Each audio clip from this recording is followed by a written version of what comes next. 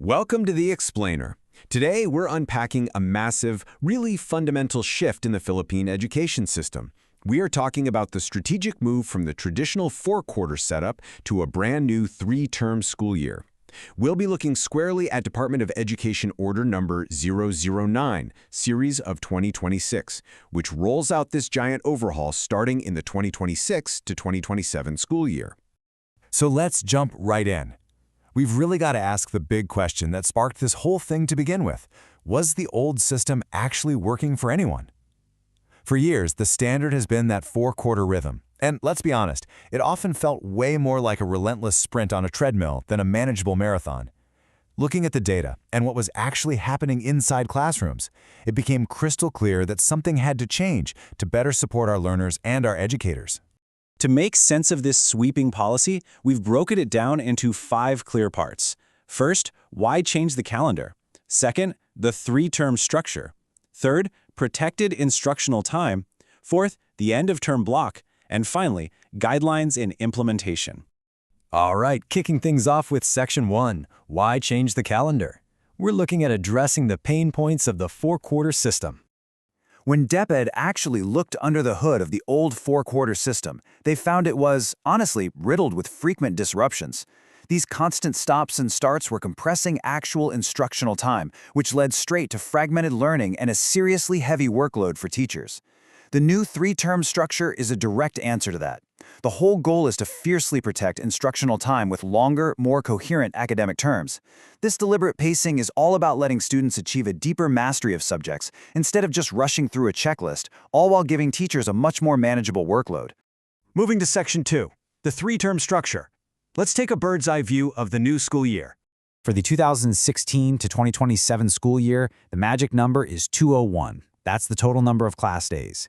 The year is going to formally open on Monday, June 8, 2026, and it wraps up on Thursday, April 8, 2027. It's a tight, carefully orchestrated schedule designed to absolutely maximize those 201 days. Now the year is no longer chopped up into 4 equal pieces. Instead, Term 1 is 60 days, Term 2 is 65 days, and Term 3 stretches out to be the longest at 67 days. This unequal division is super intentional. It's meant to build momentum as the year goes on and cut down on those disruptive transitions that used to plague the quarterly system. To really get how these days are spent, we have to rethink what a term even means now. DepEd has cleverly chopped each term into functional blocks. This right here is the secret sauce of the whole policy. It separates the heavy administrative lifting from the actual teaching time, and then buffers it with a dedicated period strictly for recovery and wrap-up. Which brings us to Section 3, protected instructional time. This is all about focusing purely on teaching and learning. Right before the heavy academics hit, the entire school year kicks off with the opening block. Now, this only happens once, right at the start of Term 1.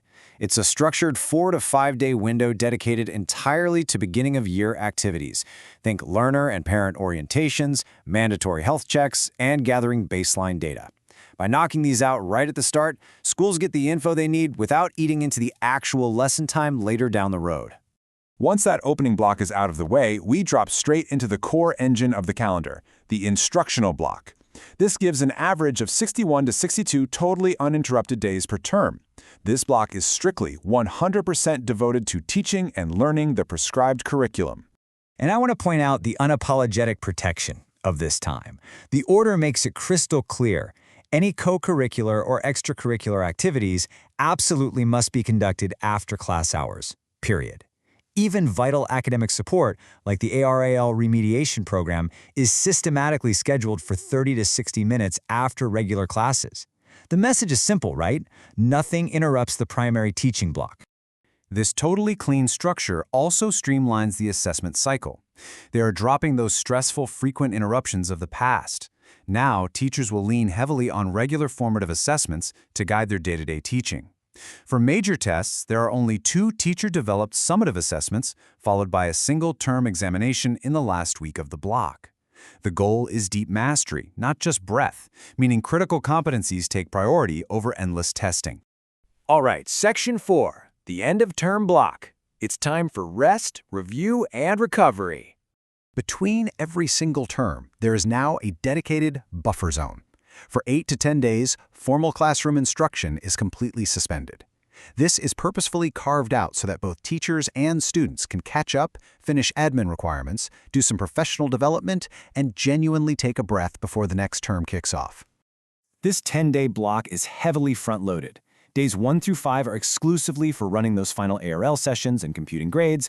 Day 6 is all about parent-teacher conferences and handing out report cards. Getting that admin stuff out of the way early means days 7 and 8 can be focused on in-service training, or INSET for teachers, which leads right into the best part of this whole block. And here is honestly the absolute climax of this structural shift: mandated wellness breaks. Learners get a 4-day break for guided reflection with a strict suspension of all academic tasks. Teachers, after finishing INSET, get a guaranteed 2-day wellness break. And the policy explicitly says teachers will not be assigned any instructional, administrative, or extracurricular duties during those 2 days unless there's an extreme emergency. It's a legally mandated pause for physical and mental well-being. Finally, Section 5, Guidelines and Implementation. These are the strict rules protecting the new structure. To actually make this stick, DepEd is enforcing some serious boundaries. Central office activities can't just happen whenever. They have to be programmed during those end-of-term blocks. Big national competitions? Pushed to the end-of-school year break. Legislated celebrations and special months have to be integrated right into regular lessons, not by pulling kids out of class. And if a local holiday disrupts the instructional block, schools actually have to run makeup classes during the end-of-term block to compensate. That teaching time is fiercely guarded. So, as we wrap up this explainer on the big shift to a 3-term calendar, I really want you to think about this. By eliminating those constant stops and starts, by fiercely guarding the time educators actually spend teaching, and by legally mandating time for everyone to rest, when we finally give our schools this structured rhythm, what incredible new levels of mastery and engagement might we actually unlock? It is a bold new era for basic education, and we're going to be watching very closely as it unfolds in 2026. Thanks for hanging out with me for this explainer, and keep learning.